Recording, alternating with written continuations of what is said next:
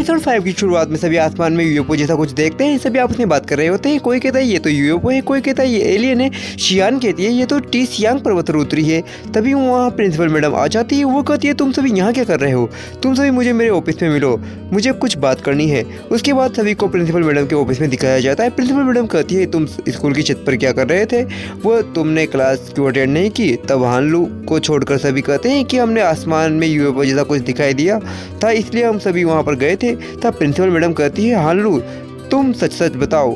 हानलू कहती है कि मैंने कोई यूएफओ जैसा नहीं देखा, वो सभी मेरा बर्थडे सेलिब्रेट कर रहे थे। तब प्रिंसिपल मैडम कहती है तुम सभी अपने पेरेंट्स को कल स्कूल में लेकर आना और सभी के सामने माफ़ी मांगनी है, वो भी 3000 शब्दों में तुम सभी को, और कल भी तुम सभी को स्कूल में आना है।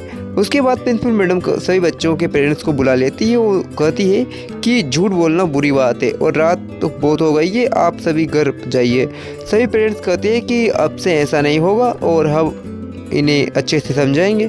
सभी बच्चे अपने पेरेंट्स के साथ घर के लिए निकल जाते हैं। प्रिंसिपल मैडम फेंग की मोम होती है। वो फेंग से कहती है कि मुझसे दोबारा झूठ बोला तो अच्छा नहीं होगा। उसके बाद हमें हानलू को उसके पापा के साथ घर जाते हुए दिखाया जाता है। हानलू कहती है कि आप भी मुझे डांटिए दूसरे पेरेंट्स की तरह, लेकिन उसके पापा कोई जवाब नहीं देते। लिन उसके घर पर जाता है। उसके दादाजी उसकी राह देखते हुए कुर्सी पर ही सो गए थे। लिन उसके पास जाकर बैठता है। तभी उसके दादाजी की नींद खुल जाती है। तभी वहाँ लिन की दादी भी आ जाती है। लिन की दादी कहती है कि मैं अभी तुम्हारे लिए नूडल्स लाती हूँ।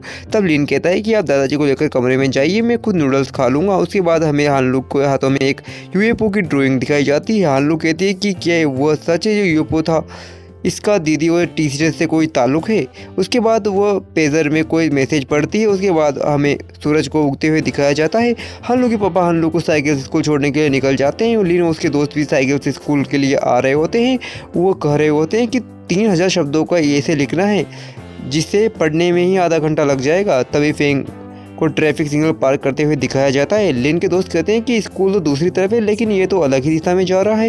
लिन कहता है कि कुछ तो गड़बड़ है, चलो देखते हैं। हानलू के पापा हानलू को लेकर स्कूल के गेट पर आ जाते हैं। वो कहते हैं स्कूल खत्म होने पर फ़ोन कर देना, मैं तुम्हें लेने भी आ जाऊँगा। वहाँ से चले जाते हैं। हानलू स्कूल के भीतर नहीं जाती, वो वहाँ से बाहर से ही चली जाती है। तभी लिन उसके दोस्तों को दिखाया जाता है जो कहते हैं आखिर ये तीनों मिलकर क्या खिचड़ी पका रहे हैं, इसका तो पता लगाना ही पड़ेगा। हानलू एक बस स्टैंड पर बैठी होती है। तभी वह शियान आ जाती है। हानलू कहती है जो मैंने लाने को कहा था तो क्या तुम वो ले आई। शियान कहती है कि हाँ ले आई। हानलू कहती है थैंक यू। तभी वहाँ फेंग भी आ जाता है। तब बस आ जाती है। वो हानलू उसके दोस्त उसमें बैठ जाते हैं। तभी बस के सामने लिन उसके दोस्त आ जाते हैं। वो बस वाला कहता है कि जल्दी करो और लिन उसके दोस्त भी बस में बैठ जाते हैं।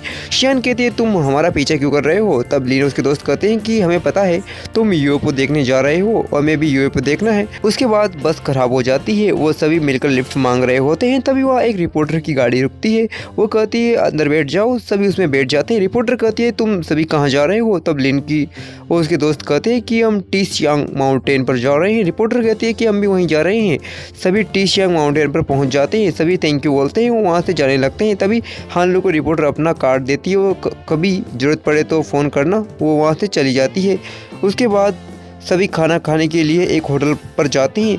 तब होटल की मैनेजर कहती है कि लंच टाइम ख़त्म हो गया है, अब शाम को आना। तब फेंग कहता है कि क्या हम खुद खाना बना सकते हैं। तब मैनेजर कहती है कि ठीक है पर पैसे पूरे लगेंगे। तब फेंग कहता है कि ठीक है। तब फेंग कहता है तुम सभी बैठ जाओ, मैं खाना बना कर लाता हूँ। सभी बैठ जाते हैं। तब सियान कहती है कि क्या हम उन्हें हमारे साथ बैठने के लिए बुला लें। तब हानलू कहती है कि ठीक है। तब शियान लिन और उसके दोस्तों से कहती है कि क्या तुम सभी हमारे साथ बैठना चाहोगे। तब लिन की दोस्त जाकर शियान के साथ बैठ जाती है। तब शियान कहती है क्या तुम मेरे साथ शॉपिंग करने चलोगी। तब लिन की दोस्त कहती है क्यों नहीं। तब लिन और उसके दोस्त खाना शुरू करते हैं। वह हानलू व शियान भी खाना शुरू करते हैं। फेंग लिन और उसके दोस्तों को भी खाना देता है। लिन कहता है कि इसकी क्या ज़रूरत है। तभी लिन के दोनों दोस्त उसे खाने लगते हैं। वो लिन के मुंह में ज़बरदस्ती खाना ठूस देते हैं। लिन के दोस्त कहते हैं कैसा लगा। लिन कहता है कि क्या थोड़ा और मिलेगा। सभी लिन को खाना खाते हुए देख रहे होते हैं। तब लिन कहता है फेंग तुम कमाल का खाना बनाते हो, तुम होटल क्यों नहीं खोल लेते। वहाँ से खाना खाकर निकल जाते हैं। लिन कहता है खाने के बाद नींद आ रही है। वो उसके बाद हमें रिपोर्टर को दिखाया जाता है जो लोगों से सवाल पूछ रही होती है कि गांव में पिछले 2 दिनों से अजीबोगरीब घटनाएं हो रही है, क्या ये सच है।